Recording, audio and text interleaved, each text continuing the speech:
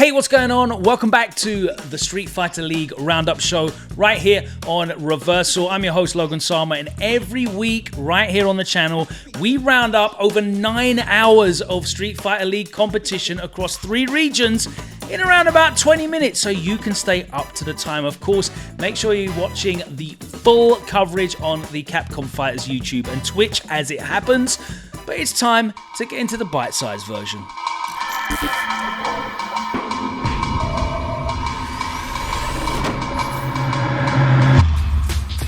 Hey, what's going on?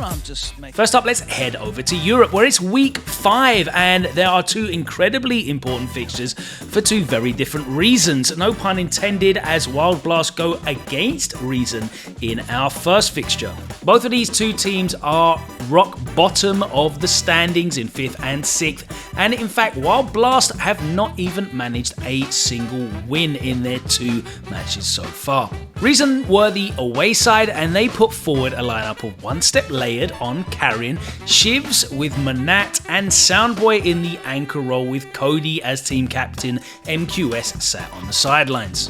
Takamura stepped up first to face One Step Layered, and it looked like the switch back to Akuma had been working out for him recently, but in a tense battle, it was One Step Layered who was able to trip up the Belgian Capcom Cup qualifier and take the first 10 points.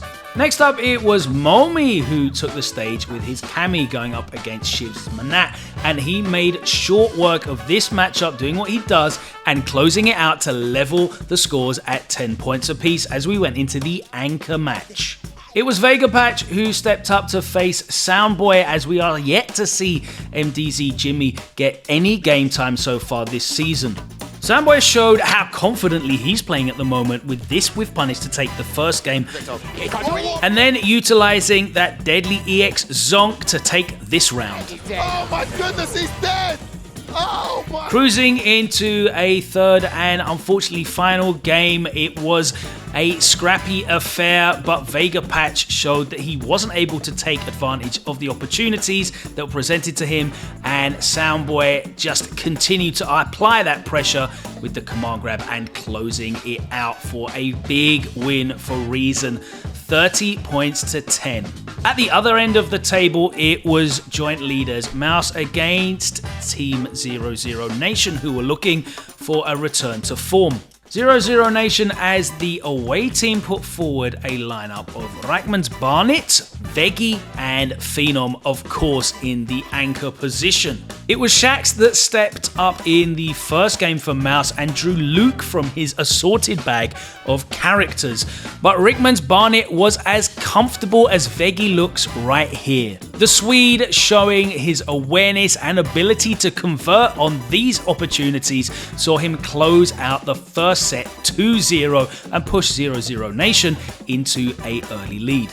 Whilst Veggie might have felt comfortable whilst his teammates are playing, the pressure is on him as he looks for a first win in the SFL. He went up against 4Fills' Falk, and it looked like he was having an absolutely terrible time until this chance was presented to him. Veggie managed to make the comeback and level it up as we went into a third and deciding game. It was the 4Fills who was able to dominate the mid ground and close out for his team to level it up 10 apiece. In the anchor role in our third game, Phenom was unsure as to who to expect from Mouse, as many of us thought that Problem X would be stepping up. But the Mouse captain sent up Broski with Oro, and we had an exciting set on our hands. Broski opened up with First Blood here, showing the danger of that V-trigger and the mix-ups that he can get afterwards. However, Phenom is one of the most experienced competitors in the world right now for Street Fighter V, and his patience and defense saw him bring it back. As that momentum shifted firmly in Phenom's favor, his patience once again saw him ready to check Broski and get the kill with the exact combo he needed. Oh, he's still alive? No, he's dead! That should be dead! He's dead! More than dead! Post-match, Problem X was asked why he left himself out the lineup, and this is his thoughts. Right, so the pressures of having to get points at the moment, I want to put that on my team because I believe in my team fully. So it's only going to get harder. So whilst Problem X does have a view to the future, let's take a look at this leaderboard, and you can see that despite that loss, Mouse are still positioned to make the playoffs with favourable seeding. 00 Nation moved to the top, BMS and Team GO still to play their 4th games, and of course Reason Gaming and Wild Blast are in trouble. Wild Blast well off the pack. Wild Blast have another opportunity to catch up next week as they are match 1 against Luffy's Team GO, who want to make sure that they stay firmly in that playoff picture. And BMS are going to want to look at making their way back to the top of the table as they face Reason Gaming, who are certainly on a high after this week's result. Welcome to Heading over to the US now for week 5, and match 1 saw Red Rooster going up against CLG, whilst Endemic going up against UYU, fighting it out near the top of the table. CLG were the away team and they put forward a lineup of Just a Kid, Samurai and Chris CCH, as Filipino Man and his Rose were the ones to sit out this week. With Just a Kid on jury, it was Hot Dog that stepped up for Red Rooster with the M Bison, and taking him to a 3rd game, Just a Kid was able to close it out and put CLG in the lead. In Game 2, Ajax Fidelity, who has risen to be one of the biggest threats in this competition with his Ed, took Samurai's Luke to a final game. And last game, last round, he displayed just how dangerous Ed can be in the corner as he got the stun to close it out for a big win for Red Rooster. Game 3 saw team captain Mono step up with his Fang to take on Chris CCH, and he did not fare well. Despite some great form at the moment in competition, Mono just couldn't stand up to Chris CCH, and it was a solid 3-0 victory, closing it out with the critical art, and that saw CLG take the win 30 points to 10. In our second fixture, Endemic went up against UYU, and even though UYU are at the bottom of the table, they have looked incredibly dangerous. Looking to take advantage of Endemic being the away team, it was NuckleDu on G, Gamer B with Lucia, and Idom in the anchor role with Laura. Having booked his spot at Capcom Cup this past weekend in the CPT Online Qualifier, NL was not able to overcome a former Capcom Cup champion, and NuckleDu's G was enough to close out a 2-1 victory for Endemic in the first match. One of the most surprising packages of SFL US has been DCQ, the Chinese Urian, and he was able to take it over Gamer B 2-1 to level the scores as we move into a deciding 3rd battle, and it was Sien who stepped up in this battle of 2 of the most innovative mix-up based players in the history of Street Fighter V. It looked like Sien was able to keep up at the start with his V-Trigger 2 Seth, but Idom pulled away and closed out a 3-1 victory to take the 30-10 win for Endemic and see them push themselves back to the top of the table despite a losing overall record. It's worth noting that Endemic have played 5 matches now. They've actually been on every single week so far of SFL US, whereas NASA, along with every other team so far in the tournament, have only played 3 sets and are still chasing on the heels of Endemic. Whilst those games in hand are by no means guaranteed wins, we'll find out how that progresses next week. Endemic finally get a week off, and NASA x Bandits go up against UYU in match number 1, whilst Panda and CLG face off in another All-American showdown for match 2. Round 9 of Street Fighter League Japan kicked off with V6 Plus FAV Gaming versus Gyogun, and it was Gyogun who were on the away side this time round. They opened up with a lineup of Moke, who chose to go with Falk this time round, Mizuha on Cody, and Mago in the anchor position with Luke. Back in the lineup, it was Bonchan who stepped up with his Luke in the first game, and in a big surprise, Moke showed that Falk was nothing to take lightly and closed out a convincing 2-0 win. The flash knuckle charged up. Oh, the punish! Next up, Torimeshi stepped in with Dalsim and was ready to show exactly why this matchup is feared by Cody players around the world. Not just the control and damage from neutral, the pressure game is surprisingly difficult for Cody to deal with as well. And at set point, all of that damage and stun from neutral built up, and Torimeshi was able to close out a convincing 2-0 win. One more guess. Top of the corner, there's the throw, and Torimeshi taking it. Both teams all square at 10 points apiece, and we were into the anchor match, and of course it was Takedo that stepped up to do the business, locking in with Luke going up against Margot in the mirror match. Margot was able to switch the momentum around and get this stun to level it up 1 game apiece. But in the third game, Takedo waited it out, and Margot's desperate attempt to steal some chip damage and take the timeout failed, and he was 2-1 down. Moving into set point, and Takedo's patience paid off as he was rewarded with this crush counter, which allowed him to close out the game and the set for a 3-1 victory and a 30-10 win for FAV. In our second game of day 1, it was Nagoya Oja Body Star Mildom versus Komufa Detonation, and with Detonation as the designated away team, they put forward a strong squad which included Nauman opening up on Luke, Itazan with G in the second spot, and the in-form Urio with Rose in the anchor position.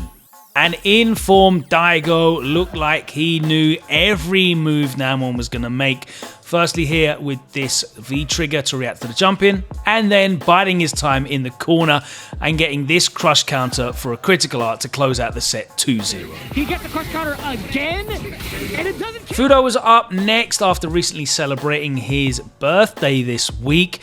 The Poison got the job done against the G. Despite this valiant attempt from Itazan, the jump forward light kick was enough to secure the first game. And in the second, the pressure was incessant, the stun too high, and Fudo moved into set point. Now it's going to be Itazan's activation point.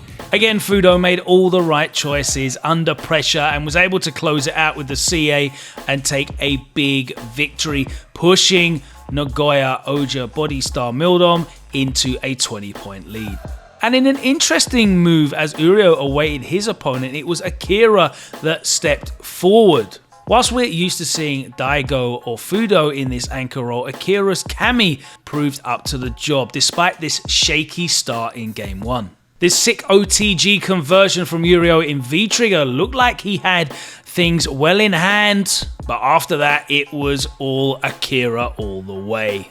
This bad soul spiral gifted Akira the critical art punish and the game, and then this fearless comeback definitely put a stop to Urio's confidence. On the crouch immediate kick, gets a counter hit, that's gonna do it. And in the end, Urio's patience and calmness under pressure paid off as he was able to get the whiff punish into the knockdown and then converted the pressure into the final KO. A clean sweep 40-0 victory for Nagoya Oja Body Star Mildom sees them fighting at the top of the leaderboards, and a desperately poor result for Detonation, who looked like they turned their fortunes around a couple of weeks back. They're now back in the troubles. Into day 2, and our first match was Team Ixa at home. They were desperately looking for a win to stay in contention with any hope of making playoffs. The bad news for them is the visiting team is the Good 8 squad. Flying high at the top of the table, they put forward a very confident team. Leaving Kawano on the bench, they started out with Dogura and M. Bison, Gachikun with Rashid in second, and it was Pugera in the anchor role. In the first game, it was very surprising to see Kubo go forward against Dogura. Dogura with one of the best win-loss records in the tournament. As you can see, Kubo is yet to register a win. Dogura repeatedly having the read on exactly what Storm Kubo wanted to do on defense. And in the end, Storm Kubo showed nothing really worrying Dogura in the neutral. He had to take to the skies again, and Dogura closed out a clean 2-0 with the Psycho Crusher. More M. Bison in Game 2 as Inaba stepped up to face Gachikun. Inaba started out very strong and it looked like there was going to be an upset on the cards, but Gachikun had something to say about that. But Inaba's persistence was rewarded and the corner pressure was too much as he converted into a V-trigger combo and closed out a big win for Team Ixa, leveling it out at 10 points apiece. All the pressure fell on the shoulders of Crusher, who stepped up to face Pugera, and he was using Birdie. But two rapid back-to-back games showed that Pugera not only had the reads in neutral, but also the reads on defense, and he pulled into a dominant position, looking to close out the set. And it was the pressure of the V-trigger and the safety of the EX armor which allowed Pugera to get into the position to kill off Crusher with this throw and take the win for Good 8 squad as he piles on more woes for Team Ixa.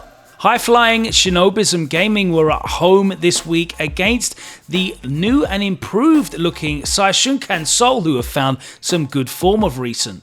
Their lineup looked different though, as it was Higuchi with Guile opening up and YHC Mochi stepping in the second game with Dalsim, and Shuto being the lone Urian representative in the anchor role as Nemo, team captain, was on the bench this time round.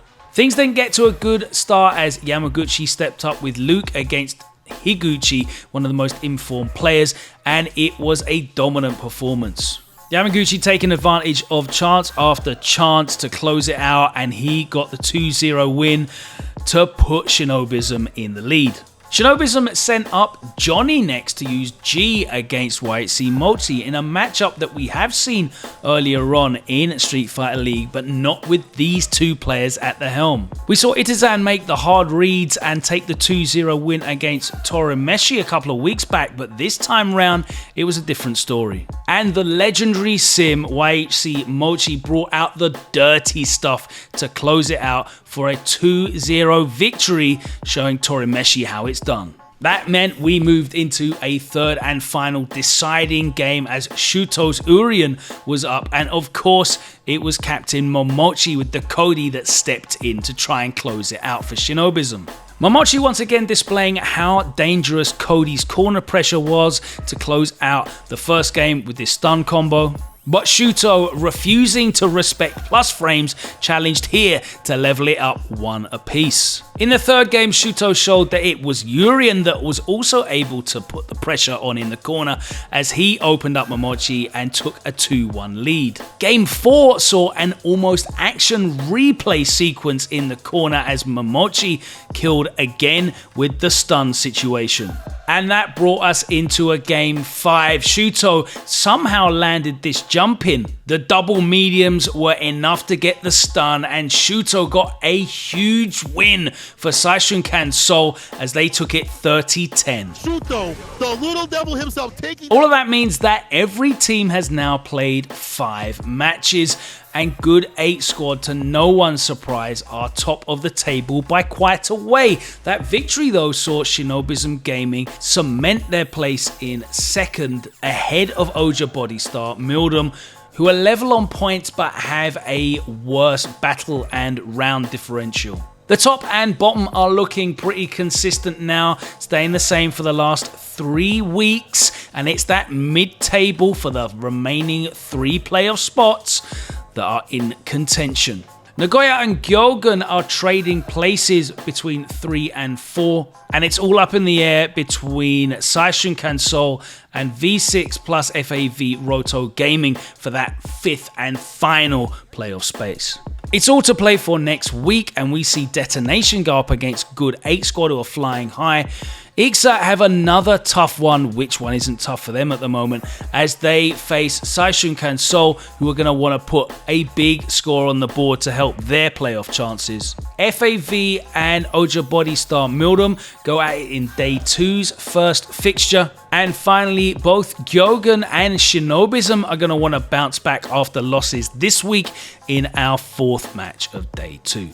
An incredible week of competition as things are heating up, and of course we will be back next week with more action as we approach the final stages, the playoff knockout rounds, as these teams fiercely compete for every point that they can scramble to get those place-ins in the playoffs. We'll be back same time next week. Until then, make sure that you guys are getting involved as well. We want you to drop your week's MVP in the comments. Let us know which player you think was the most impressive across the 3 regions, and we would love to hear from you. Give us a like and a subscribe as well, and make sure you check out some of our other content on the channel. So we will see you this weekend, and I will catch you for the roundup again next week.